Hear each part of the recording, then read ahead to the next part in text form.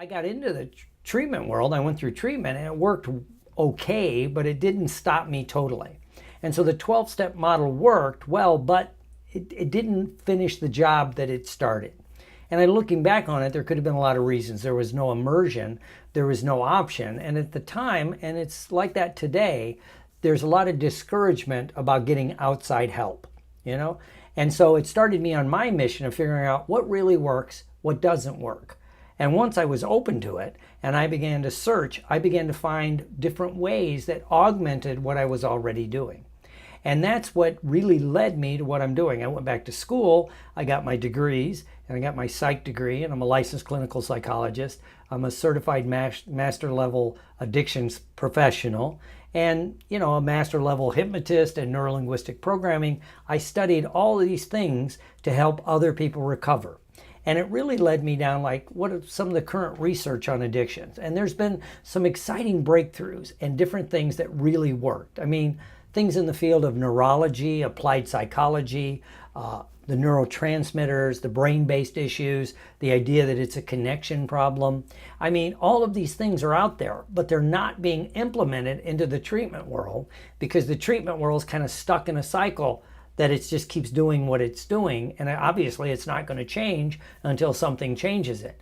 And so that's one of the reasons we're here, is to help you really recover quickly and easily. And one of my ideas that changed me is, again, I was kind of a traditionalist. There was only one way to train, and that was the 12-step model with a little bit of psychotherapy. But I found many people died. They died from the alcohol and the drugs, and when people went through treatment or got into therapy and it didn't work, there was a tendency to blame the addict or the alcoholic, that they weren't doing it right, that they needed to do it harder, that somehow, that it wasn't the protocol, it was the person.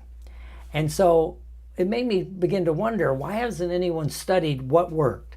Why didn't they go around to talk to, addicts and alcoholics that have recovered? And what I mean by recovered is they haven't used for years alcohol or drugs, and they're happy.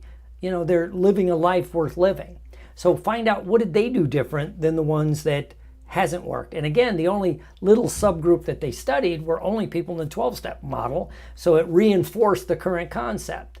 And if you're only talking to one group, it's only going to reinforce what's already there. And I knew there had to be a better way, because I was running into people that gave up alcohol and drugs through other means. They went to church. They got very spiritual. They got into a physical program. A couple of people got into like bodybuilding, or one person became a marathon runner. Others got back into their family big time. They did many other things, got into education, got into their career. Really, it was all about reconnecting with their core and becoming who and what they were always meant to be. And so that made me wonder, why weren't we doing this? But again, there was the protocol out there, and it was the only thing to do. And what really changed me was I read a study. I call it the Happy Rat Study. And what the Happy Rat Study did is, it goes back to the 1970s. And what they did is they took some rats and they got them hooked on, I think the first drug was cocaine, and I think they duplicated it with other drugs. And they put them in a little metal cage, got them hooked on the drugs. And then they showed that, okay, the rat's hooked and it just keeps using and using and using. And then if it was a male rat, they drop a female rat in, nothing, wouldn't pay attention to it. Drop good food in, nothing, wouldn't pay attention to it, right? And so what began to happen was, it started the commercials of, some drugs are so powerful that even when, the stimulus of sex or food, will ignore it and keep using the drug. Okay, fine. It started our whole war on drugs. It also, the idea of the criminology, making the addiction criminal. So if you're an addict, you're also a criminal, if your only crime is you use. So it started a whole thing because it was very politically expedient at the time, to be honest with you. But it was out there. But then some psychologists looked at this study and said, well, there's some, little things, issues with the study, some validity issues. One is, rats are very social creatures. They like groups, they run in packs, they like this. They're very smart. If you ever dealt with rats, you know what I'm talking about. I live in Florida now, and we have fruit rats. If you have fruit trees, the rats come, and everyone knows they're smart. They can avoid the traps. They do all this stuff. So what they did was they duplicated the study at that point where they got the rats hooked on the drugs, right? But then, rather than just drop in stimulus into this unhappy cage, which also the rat is anchored, as we would call it, with that bad space, they took the rat out of the cage and put it in a happy rat cage where there were a lot of other rats. There was social structure, there was stimulation, there were things to do physically, mentally, good food. And what they found was the rats wouldn't use anymore, right? The rats, I think almost all of them would the drugs would be there, but they would avoid it. And all the rats that were in the cage that were happy would avoid the drugged water. So it was interesting, right? So it was like, it wasn't the drug, it was the fact they were in an unhappy rat cage. And I'm like, this is fascinating. And it timed with another phenomenon going on in the United States.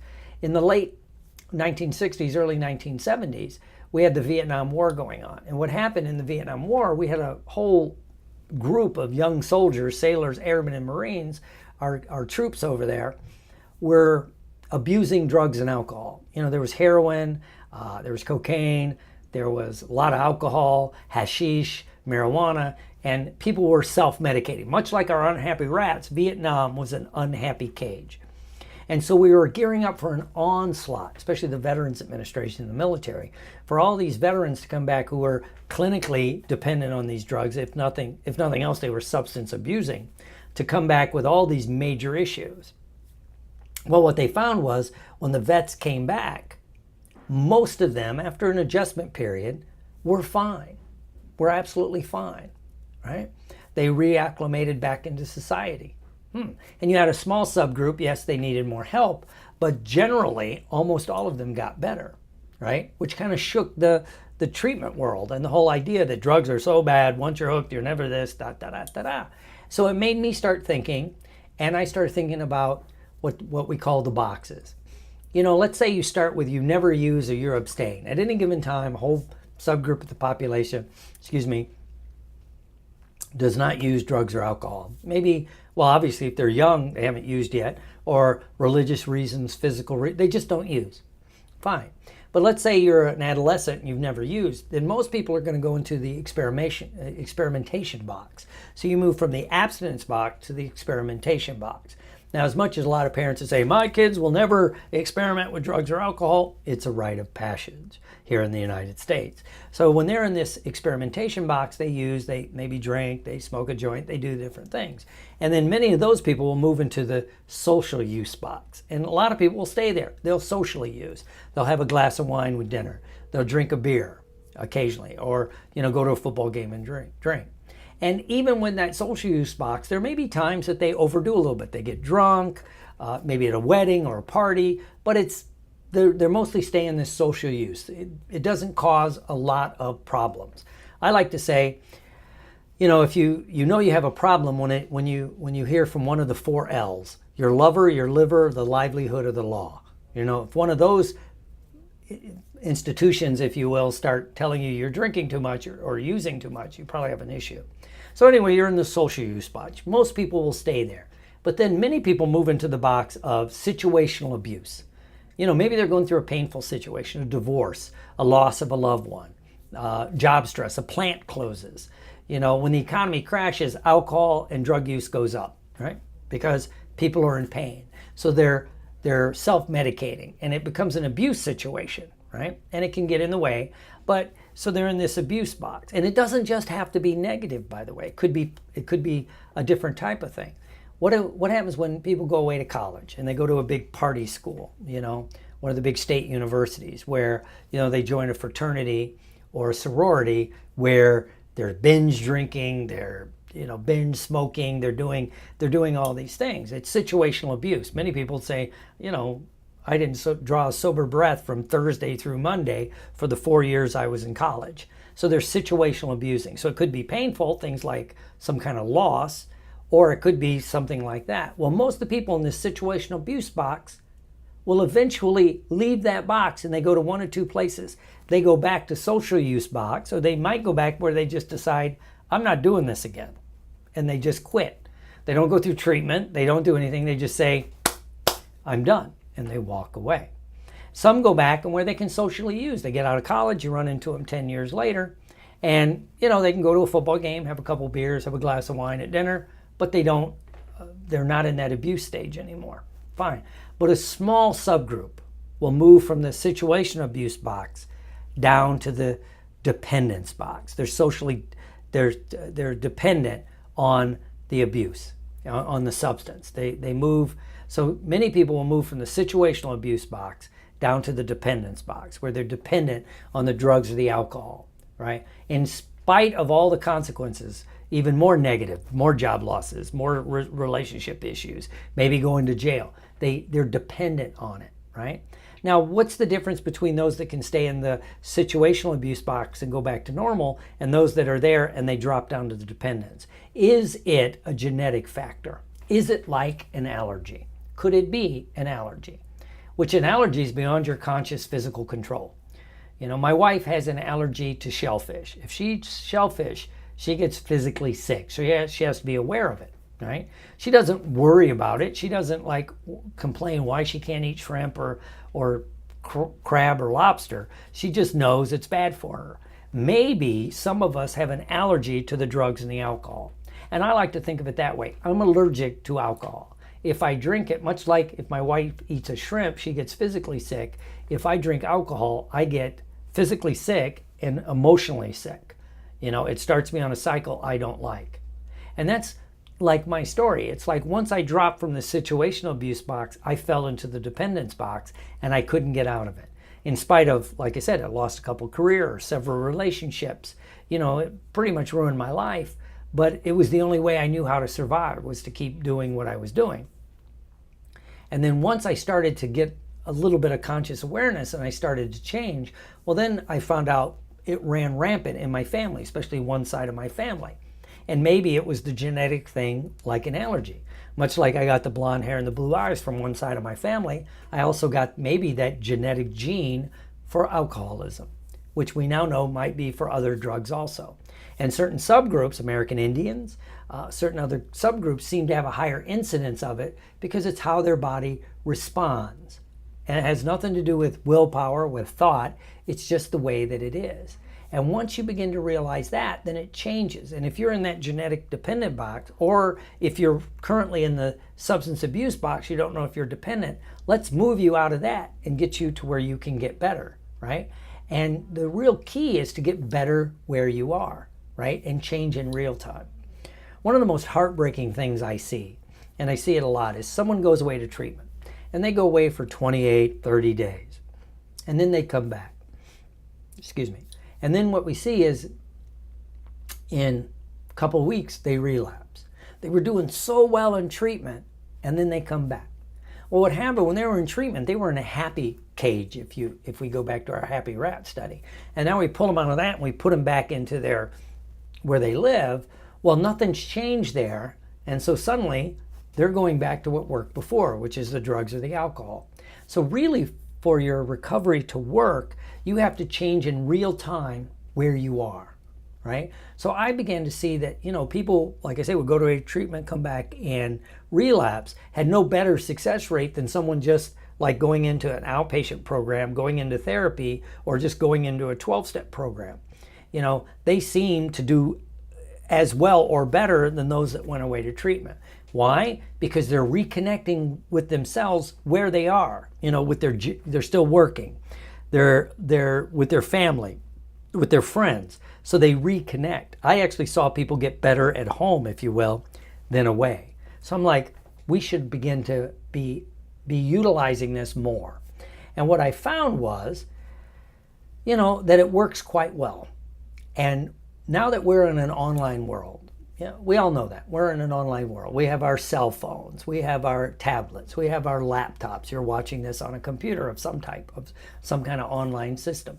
And what if we use that, the thing that we're becoming more comfortable with, so you can get better at home? And it's totally private. No one's going to need to know what you're doing. If you go away to treatment, many jobs, if someone's gone for 28 days, it's kind of obvious where they went. Right? And it wasn't a vacation. They're gone for 28 days and then they come back. It's also very confidential. No one's going to know what you're doing unless you choose to tell them. one of the guys here at this office, he went to get life insurance. We were talking about this, and he really didn't know it was as prevalent as it is. Anyway, he was trying to get a life insurance policy. And one of the questions in the life insurance policy was, have you ever been treated for drugs or alcohol? And so, he checked no, he's not in recovery. But he asked the person, the insurance agent, what would happen if I checked yes? And he goes, well, we have to really look at your application. And I can guarantee you there's going to be a premium on your premium. They're going to boost you, they're going to charge you more because they can, because you've been through alcohol and drug treatment. And he goes, oh, okay. What happened if I check no, but I've been through it? He goes, well, they're going to see if there's any markers. And as much as we like to think that they can't find out something if you go into treatment, well, especially if you use an insurance and you go into treatment, it might get known, right? It might get known as a pre-existing condition, which we also know that word's coming back. If you have a pre-existing condition, they don't want to cover you. And so he proved to himself something I said, which is sometimes you need to keep certain things confidential, And so, and I actually started doing it much more the way I did it, with not collecting insurance for alcohol and drug treatment in my private practice, where I developed the protocol that we do here, because people didn't want to do that. I worked with people like in law enforcement or in government agencies that they knew if they went away to treatment and used their good insurance, well, it was going to be a mark on their record, whether you want to admit it or not. There's all these unwritten rules in our society, And going back to our boxes, if people that are in that social use box and they see you're in the abuse or the dependence box, they're like, well, pick yourself up by your bootstraps. Just say no. Do all this stuff. Well, and they're gonna wonder whether they can trust you, right? And we can argue all day whether it's right or wrong, but this is just some of the things we have to do. But now with the online world and people becoming very comfortable with online training, online education, and online even medicine and psychology, why don't we do this, right? And if we do this and we make it very relatable so you can understand what's going on, your success rate will go up, because it's all about retraining your brain, right? To retrain your brain so you move beyond the addiction. I like to say you want to put addiction in the rearview mirror. You can look back so you can see some of the things that happened in your past, but you want to be looking forward. There's a reason why your windshield's big and the rearview mirror's small. You still want to see some of the things in your past, but you don't want to live there. You can't drive forward looking in the rearview mirror. But to do this, you have to change your stimulus response cycle. And so it retrains your brain to think differently. Good example is if you ever wanted a new car and you're looking around in this car and that car and you don't know what you want yet. And then let's say you decide you're going to buy a car.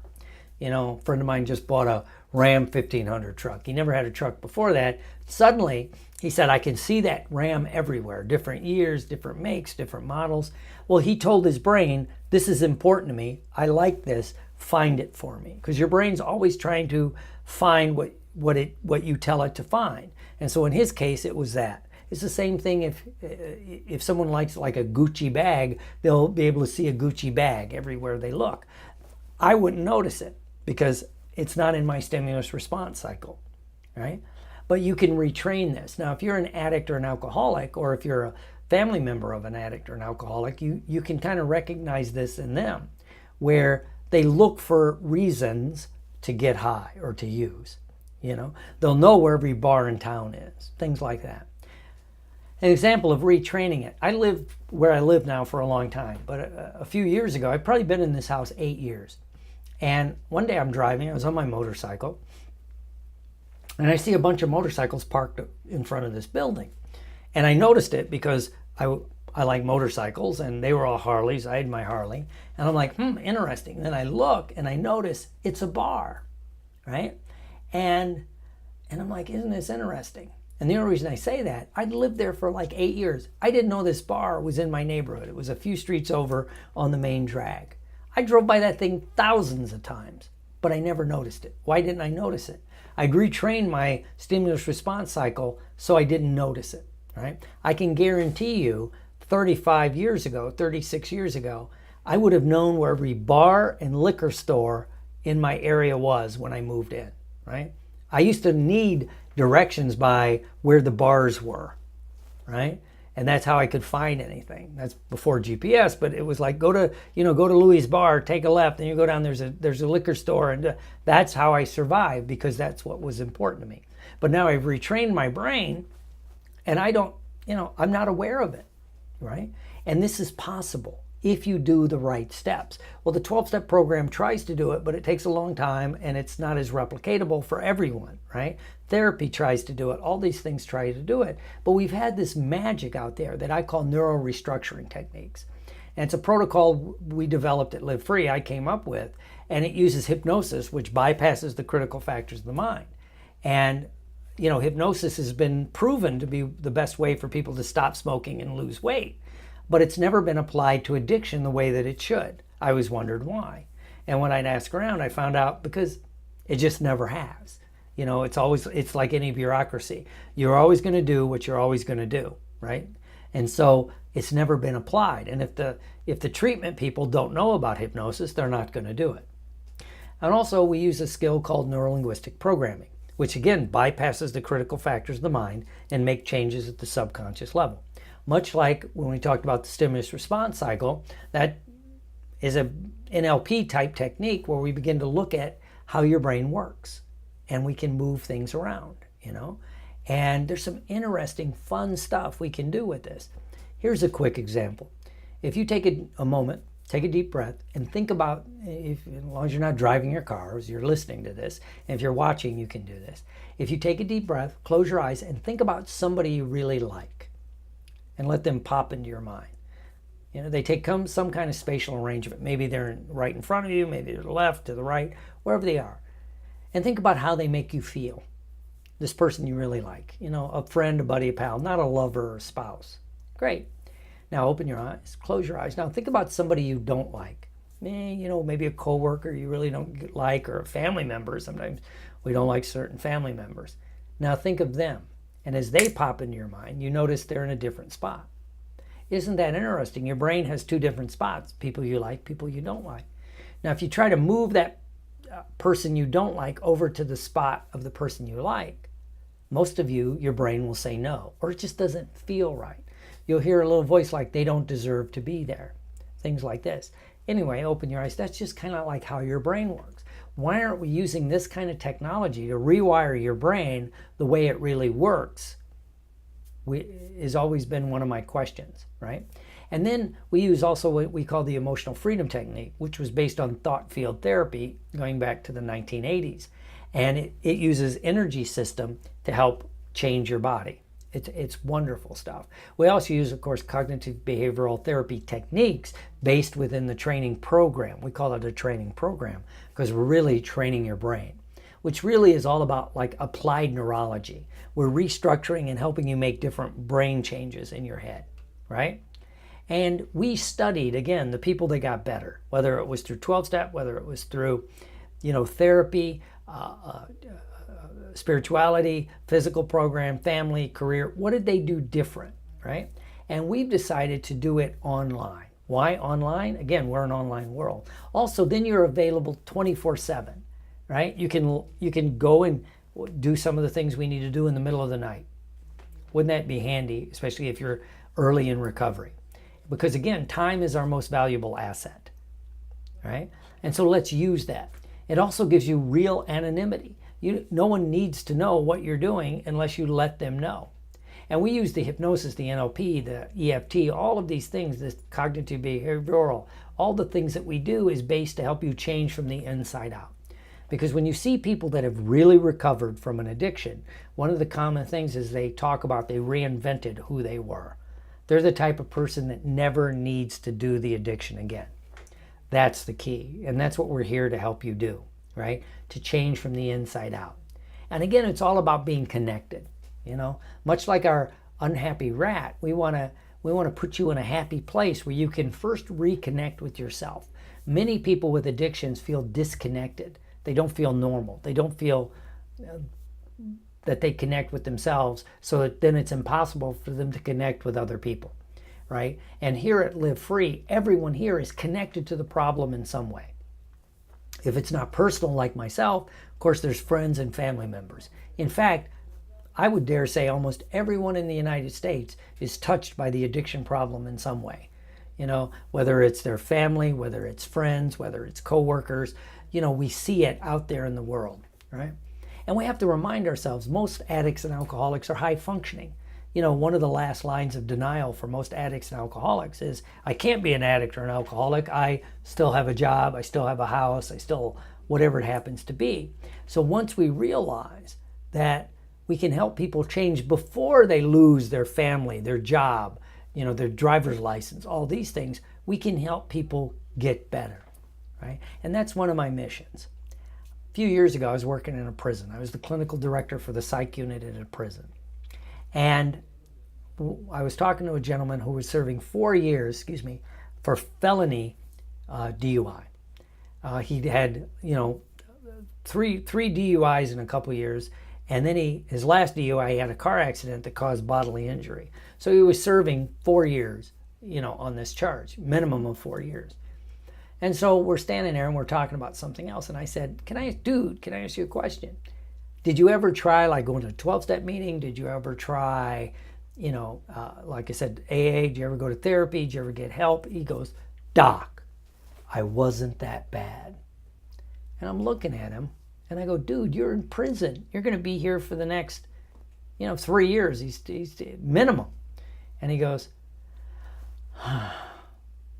and I could see the denial. But then he said, if I could have got help at home, if I didn't have to go to those meetings, or if I didn't have to go away to treatment, I might have done something, right? And that reinforced this idea that was cooking in the back of my head of helping people get better, right?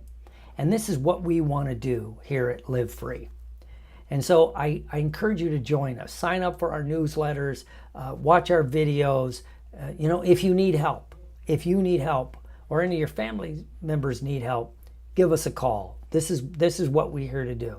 This is our driving passion, because again, I know that you, like me, want to help people get better. And our purpose is really to help heal the world from addictions. And that's our drive. So I'm going to give you back to Jody and have fun. Thank you. Thanks, Jody. And it's always my pleasure to be here and share a little bit about why we are different. Now, all of you listening, I'd like to thank you for doing this because, as we look to the future, if you want to leave addiction behind you, there are certain steps you have to take. And I know that all of you, like me, really want to do this in the most efficient, effective way possible. That's why we're here. So whether it's an addiction for yourself or whether it's an addiction for a loved one, we may just be the answer you're looking for now. So let me just tell you a little bit about why we're different. First of all, there's really been no change in the addiction world for over 50 years. The addiction recovery world has remained the same, right? It's still based on a 12-step model. And that's fine, except what happens when the 12-step model doesn't work? Currently, we have a tendency to blame the person. And the reason this can be an issue, if you went to your doctor for any other reason, if you got a sinus infection, and they give you a prescription or a treatment protocol, and you do it, and it doesn't work, when you go back to the doctor, do they yell at you and tell you that you should just do it harder? No, they give you a different prescription. But unfortunately, there's been no other prescription in the world of addiction for the last 50 or 60 years. It's still always the same old, same old. And if it doesn't work, they blame the person. And again, that's a system that has to change. And in my case, one of the things that happened is I lost my way. I fell into a cycle of addiction that we'll talk about later. And my story is, the addiction, alcohol addiction, took away many things from my life. Obviously, several relationships, but also a couple of careers, a military career that I was quite excited about, and an acting career after I ruined my military career. And so I got into the treatment world. I went through treatment and it worked okay, but it didn't stop me totally. And so the 12-step model worked well, but it didn't finish the job that it started. And looking back on it, there could have been a lot of reasons. There was no immersion, there was no option. And at the time, and it's like that today, there's a lot of discouragement about getting outside help, And so it started me on my mission of figuring out what really works, what doesn't work. And once I was open to it and I began to search, I began to find different ways that augmented what I was already doing. And that's what really led me to what I'm doing. I went back to school, I got my degrees, and I got my psych degree, and I'm a licensed clinical psychologist. I'm a certified master level addictions professional, and a master level hypnotist and neurolinguistic programming. I studied all of these things to help other people recover. And it really led me down like what are some of the current research on addictions. And there's been some exciting breakthroughs and different things that really worked. I mean, things in the field of neurology, applied psychology, the neurotransmitters, the brain-based issues, the idea that it's a connection problem. I mean, all of these things are out there, but they're not being implemented into the treatment world because the treatment world is kind of stuck in a cycle that it just keeps doing what it's doing. And obviously it's not going to change until something changes it. And so that's one of the reasons we're here, is to help you really recover quickly and easily. And one of my ideas that changed me is, again, I was kind of a traditionalist. There was only one way to train, and that was the 12-step model with a little bit of psychotherapy. But I found many people died. They died from the alcohol and the drugs, and when people went through treatment or got into therapy and it didn't work, there was a tendency to blame the addict or the alcoholic, that they weren't doing it right, that they needed to do it harder, that somehow, that it wasn't the protocol, it was the person. And so it made me begin to wonder, why hasn't anyone studied what worked? Why didn't they go around to talk to, addicts and alcoholics that have recovered? And what I mean by recovered is they haven't used for years alcohol or drugs, and they're happy. They're living a life worth living. So find out, what did they do different than the ones that hasn't worked? And again, the only little subgroup that they studied were only people in the 12-step model. So it reinforced the current concept. And if you're only talking to one group, it's only going to reinforce what's already there. And I knew there had to be a better way, because I was running into people that gave up alcohol and drugs.